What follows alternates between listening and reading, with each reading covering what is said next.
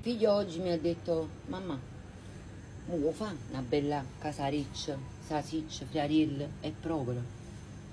E ci ho detto, io, ma tu sei qua, stanno 40 gradi, accatti i friarielli, frulle i friarielli, poi c'è salsiccia. No, ha detto, ma non se ne parla proprio.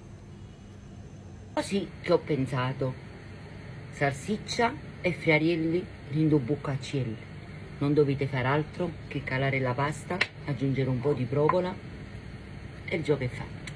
Venite appresso a me, ma vi faccio vedere. E friarielli, il mio sugo è pronto, basta solo aprire il barattolo. E che profumo. Ecco qua, acqua e sale, buttate la pasta, 5 minuti e siamo pronti. Adesso svuotate il vasetto,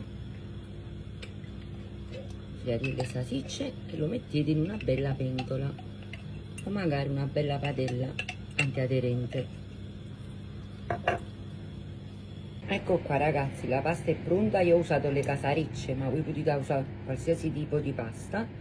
Le togliete un po' più al dente e le mettete nella padella dove avete messo il sugo di salsicce e friarielli.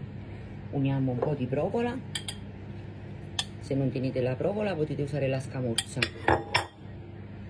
Aggiungo un po' di parmigiano, mi raccomando non buttate l'acqua di cottura della pasta perché ci serve per amalgamare. E adesso amalgamiamo tutto.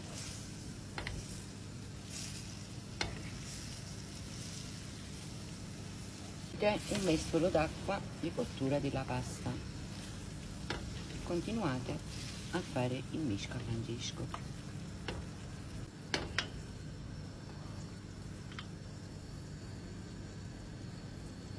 È stato il momento, assaggiamo.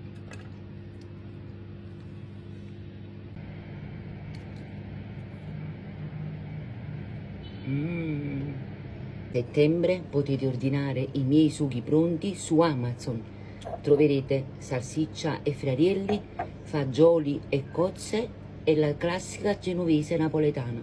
C'è non da fa niente, ad arabio buccacciel, la da mettere in da pentola, dovete calare la pasta e fatto.